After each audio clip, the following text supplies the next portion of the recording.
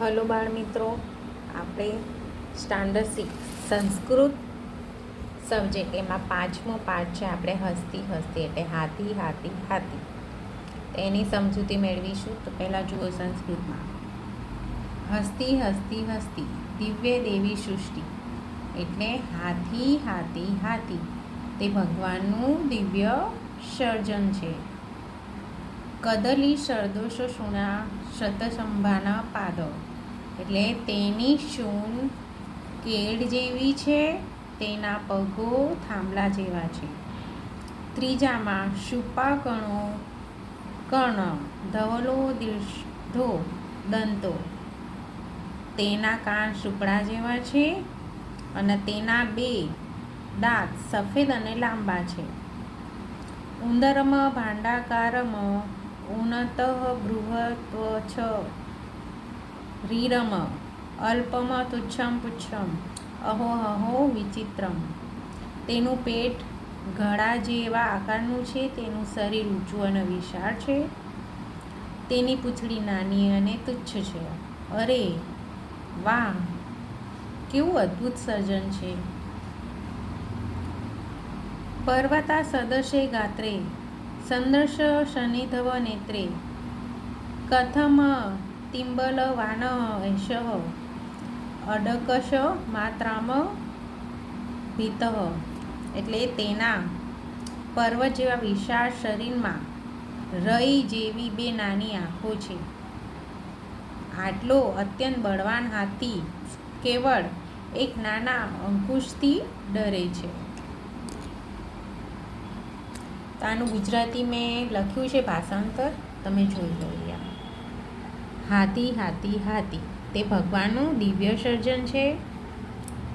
તેની સૂંઢ કેળ જેવી છે, તેના પગો થાંભલા જેવા છે, તેના કાન સુપડા જેવા છે, તેના બે દાંત સફેદ અને લાંબા છે, તેનું પેટ ઘડા જેવા આકારનું છે, તેનું શરીર ઊંચું અને વિશાળ છે, તેની પૂંછડી નાની અને તુચ્છ છે.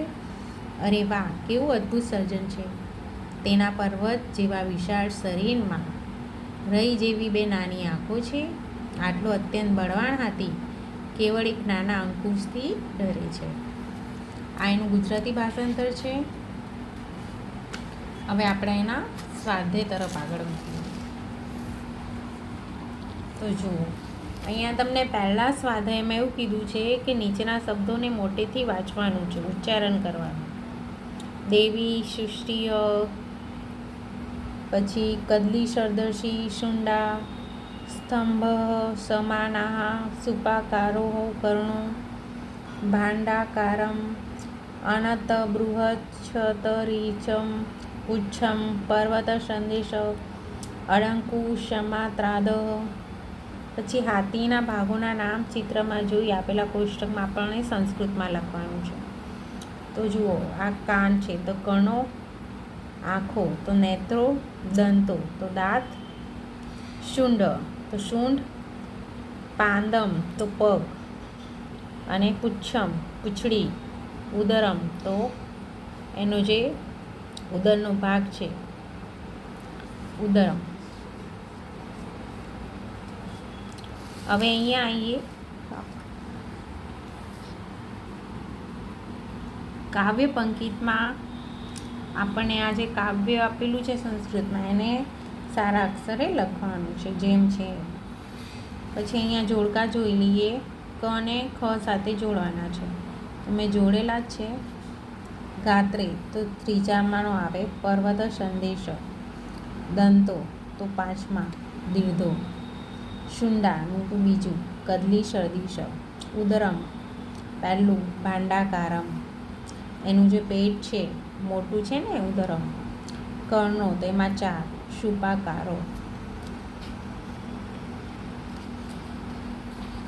પછી પાછળ અમુક ચિત્ર આપેલા છે, એને આપણે સંસ્કૃત નામ લખવાનું છે. જો આવો, કદલી આ સુપડો છે તો શુપહ. પછી આ સ્તંભ થાંભલો છે. પછી આ માટલું છે તો એને કહેવાય ભાંડહ.